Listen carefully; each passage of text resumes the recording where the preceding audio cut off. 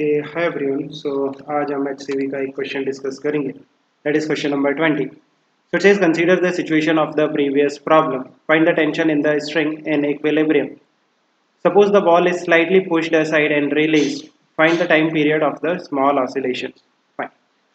So what is given, हमारे पास एक इस तरह से वर्टिकल नॉन कंडक्टिंग वॉल है एंड इस पे जो चार्ज डेंसिटी है वो हमने प्रीवियस क्वेश्चन में फाइंड आउट किया था, सिग्मा का वैल्यू हमने फाइंड आउट किया था.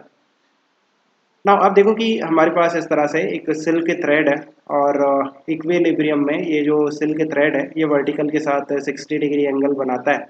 सो जब हमने इसका FBD बनाया था सो नीचे वर्टिकली डाउनवर्ड mg लग रहा था, इस डायरेक्शन में along the string tension force लग रहा था एंड यहाँ पे इलेक्ट्रोस्टैटिक फोर्स लग रहा था, दैट इज Q इंटू ई. और जो E का वैल्यू था वो कितना था, इलेक्ट्रिक फील्ड का value sigma upon 2 epsilon not, because आपकी जो बॉल है वो नॉन कंडक्टिंग.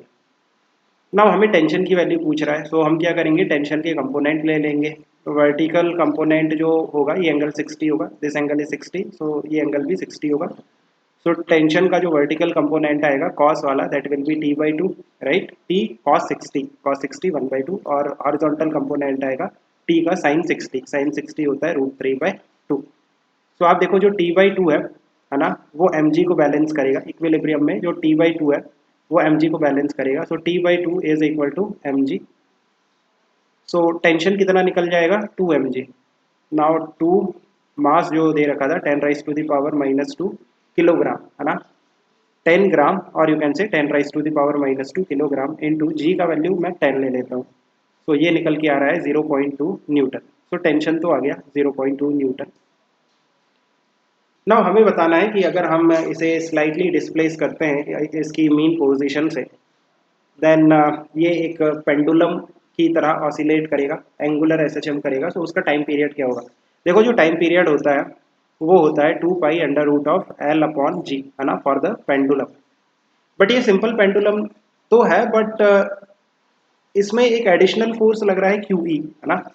जब भी आपके पास पेंडुलम में एक एडिशनल कांस्टेंट फोर्स आ जाता है, ये इलेक्ट्रोस्टैटिक फोर्स हो सकता है, या फिर अगर आपका जो पेंडुलम है वो नॉन इनर्शियल फ्रेम में रखा हुआ है एलिवेटर में, जो कि अपवर्ड डाउनवर्ड हॉरिजॉन्टली एक्सेलरेट करती है, तो शूडो फोर्स आ जाता है.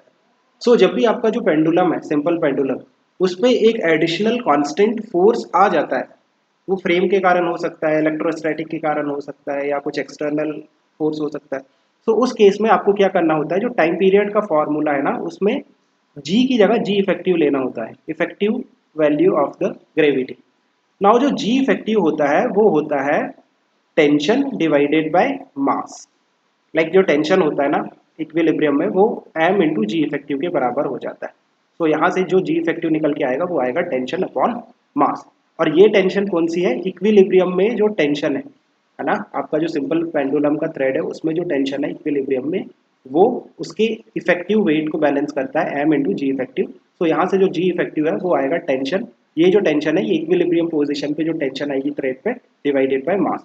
तो आप देखो इसकी जो वैल्यू है, जो टेंशन हमने निकाला है वो है 0.2, सो 0.2, एंड जो मास है पेंडुलम बॉब का वो 10⁻⁻². सो ये कितना निकल के आ रहा है, 20 मीटर पर सेकेंड स्क्वायर, राइट. जो जी का यूनिट होगा वो मीटर पर सेकेंड स्क्वायर. सो जो टाइम पीरियड होगा वो होगा 2π√, what is the length of this silk thread, वो 10 सेंटीमीटर दे रखा है. So 0.1 metre divided by g effective कितना हो जाएगा, 20. सो ये हो जाएगा 2π√1/200. तो इसको आप सॉल्व कर लो, यही टाइम पीरियड है.